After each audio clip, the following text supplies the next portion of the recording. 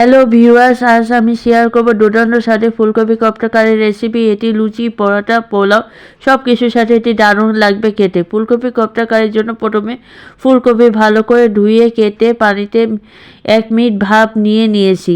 তারপর একটা ব্লেন্ডারে ফুলকপিগুলো গ্রেট করার মতো করে নিলাম। দুটো বেশি ফুলকপিগুলো গ্রেট করার মতো করে নিয়েছি। আপনারা চাইলে গ্রেটারের সাহায্যে কাজ করে নিতে পারেন।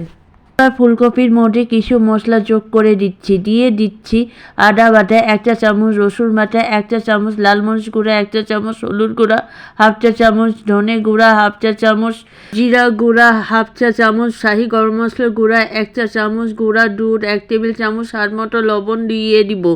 এবার ফুলকপির সাথে মাখিয়ে নিব সবগুলো উপকরণ। এর মধ্যে পরিমাণ মতো বেসন দিয়ে আবার ভালো করে মাখিয়ে নেব। মাখা হলে হাতের সাহায্যে একটু চাপ দিয়ে গোল করে কোপ্তা করে নিচ্ছি।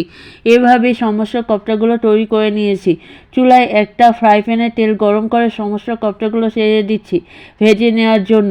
ফ্লেমটা কিন্তু মিডিয়াম টু হাই হিটে থাকবে, যেহেতু কোপ্তাগুলো অনেকগুলো একসঙ্গে দেওয়ার সময় হিটটা একটু কমে যেতে পারে, তাই মিডিয়াম টু হাই হিটে কোপ্তাগুলো ভেজে নিচ্ছি। কোপ্তাগুলো ছেড়ে দেওয়ার পর একটু সময় নিয়ে অপর পাশ উল্টিয়ে দিচ্ছি।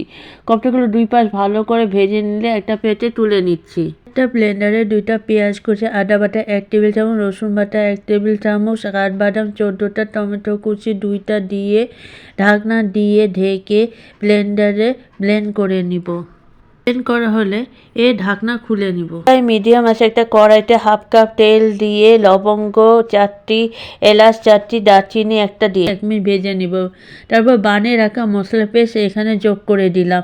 এতে লাল মরিচ গুঁড়া 1 চা চামচ, হলুদ গুঁড়া 1 চা চামচ, জিরা গুঁড়া 1/2 চা চামচ, ধনে গুঁড়া 1 চা চামচ ভালো করে নেড়ে চেড়ে 1 কাপ পানি দিয়ে দিব। এরপর পর্যায়ে ফেটানো টক দই এখানে দিয়ে যোগ করে দিব।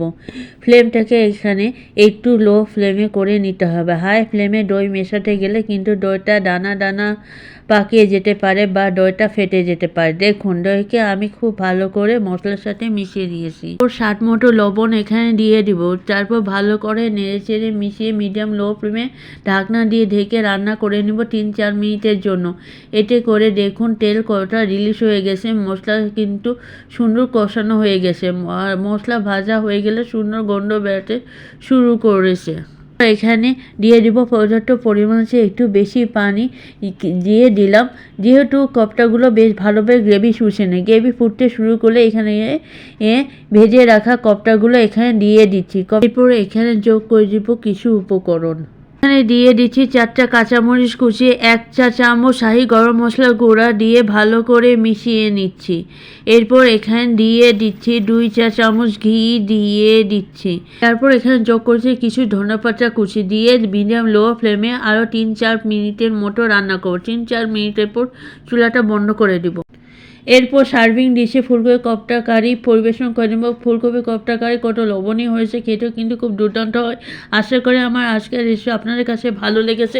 যদি ভিডিওটি ভালো লেগে থাকে তাহলে আমার চ্যানেলটি সাবস্ক্রাইব করবেন, পাশে বেল আইকনকে অবশ্যই ক্লিক করে দেবেন। এতে করে আমি যখন নিউ ভিডিও দিব তখন আপনার কাছে নোটিফিকেশন পৌঁছে যাবে।